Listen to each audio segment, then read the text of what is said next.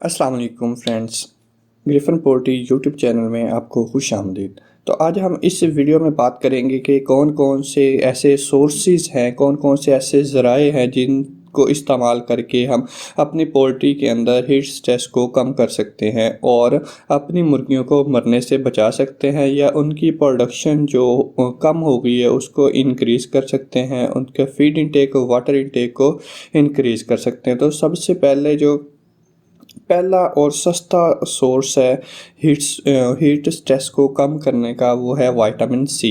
Vitamin C क्या काम करता है कि हीट स्ट्रेस आ जाता है, जो तनाव आ जाता है गर्मी की वजह से, उसको कम करता है और बर्ड की जो टेम्परेचर है उसको मेंटेन रखने में हेल्प करता है। जैसे बाहर का टेम्परेचर इंक्रीज़ होता है, बर्ड के अंदर का टेम्परेचर भी इंक्रीज़ होना शुरू हो जाता है। तो वो जो विटामिन सी है वो उसको कम करने में, हीट स्ट्रेस को कम करने में मदद करता है। जो विटामिन सी है इसको हम पानी के अंदर डाल सकते हैं, इसको हम फीड के अंदर डाल सकते हैं। इसकी कितनी रेशो होनी चाहिए वो मैं आगे वीडियो में बताता हूँ। तो इसके बाद हम इसका मकसद क्या होता है कि टेम्परेचर को मेंटेन करना है, हीट स्ट्रेस को कम करना है और फीड इनटेक को इंक्रीज़ करना और वाटर इनटेक को इंक्रीज़ करना होता है। क्योंकि जैसे गर्मी होती है और वाटर इनटेक और फीड इनटेक कम हो जाता है, जिससे हमारे जो बर्ड होते हैं वो उसका एफसीआर और जो उसका वेट गेन होता है वो कम होना शुरू कर देता है।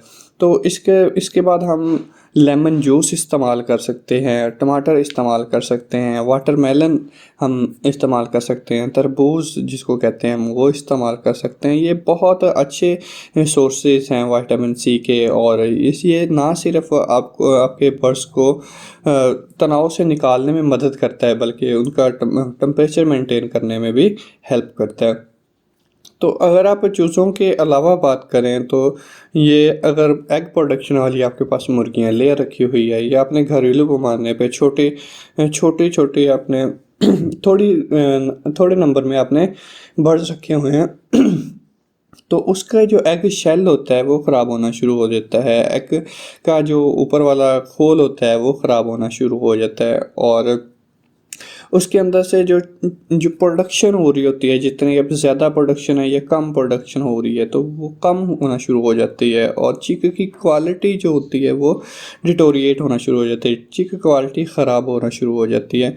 अगर हम मेल की बात करें तो जैसे कि हमारे पास कॉक होते हैं तो उसके जो सीमन क्वालिटी होती है वो ख़राब होना शुरू हो जाती है और फर्टिलिटी, जो अंडे की फर्टिलिटी है वो ख़राब होना शुरू होती है। कैसे ख़राब होती है कि देखें, ऐसे अगर जो आपका कॉक है या आपका पास मुर्गा है वो अगर स्ट्रेस में है, तनाव में है, तनाव का शिकार है, उसका बॉडी का टेम्परेचर मेंटेन नहीं है, तो क्या करेगा कि उसके अंदर जो जरासूमें होते हैं वो कम बनना शुरू होंगे या उसकी क्वालिटी कम हो गई, वो मोटाइल नहीं होंगे। जब मोटाइल नहीं होंगे तो जैसे ही वो मुर्गी के अंदर डालता है, जब क्रॉस कर होता है तो तब वो डालता है तो इसकी फर्टिलिटी अच्छे तरीके से नहीं आती है, वो पीक नहीं आती है जो हमें चाहिए होती है। क्योंकि जब टेम्परेचर मेंटेन नहीं होगा तो वो हीट स्ट्रेस होगा तो वो इन सब फीड इनटेक कम हो जाएगा तो वो उसको न्यूट्रिएंट प्रोवाइड नहीं कर सकेगा, उसको ग़िज़ाई अज़्ज़ा नहीं दे सकेगा, जिसकी वजह से उसकी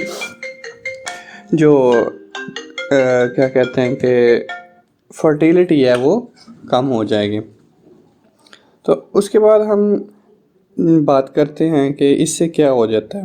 जैसे ही बर्ड पेंटिंग करना शुरू होता है, मुंह खोल के सांस लेना शुरू होते हैं, तकरीबन 29.2 टेम्परेचर पे जो बर्ड हैं ऑन एन एवरेज हम बात करें तो मुंह खोल के सांस लेना शुरू हो जाते हैं। मुंह खोलने का उनका मकसद ये होता है कि जो अपने लंग से है वो एवेपोरेशन स्टार्ट करें, जो उसको कूलिंग इफ़ेक्ट देती है। क्योंकि एवेपोरेशन जो होती है मतलब बुखारात में जो बनता है हवा का, जो पानी बुखारात में जब बन जाता है तो कूलिंग इफ़ेक्ट देता है। जब कूलिंग इफ़ेक्ट देता है तो उनका बॉडी का टेम्परेचर मेंटेन होता है। तो उसके बाद जब बॉडी का टेम्परेचर अगर हीट स्ट्रेस है तो इससे क्या होगा, वाटर लॉस ज़्यादा हो जाएगी। जैसे पेंटिंग कर के जो बर्ड है उसका अंदर का जो पानी है वो कम हो जाएगा और फीड इनटेक तो ओबियसली कम हो जाएगी। तो जैसे अगर आप उसको टमाटर या जो लेमन जूस है या वाटरमेलन उसको देते हैं तो इससे क्या होता है कि उसका जो अंदर का टेम्परेचर होता है वो मेंटेन रहता है, उसको हीट स्ट्रेस के ख़िलाफ़ लड़ने के लिए वो एक क़ुव्वत देता है। और जब विटामिन सी हम उसको देते हैं तो उससे उसके अंदर का जो मेटाबॉलिज़्म होता है, जिसने अमीनो एसिड को तोड़ के उसके जिस्म का हिस्सा बनाना है, वो काम रुक जाता है। तो अगर आप उसको देते हैं तो फिर क्या होता है कि वो प्रॉपर फंक्शन करता है और आपके जो मेटाबॉलिज़्म हो रहा होता है वो भी इंक्रीज़ होता है और आपके बर्ड हेल्दी होते हैं।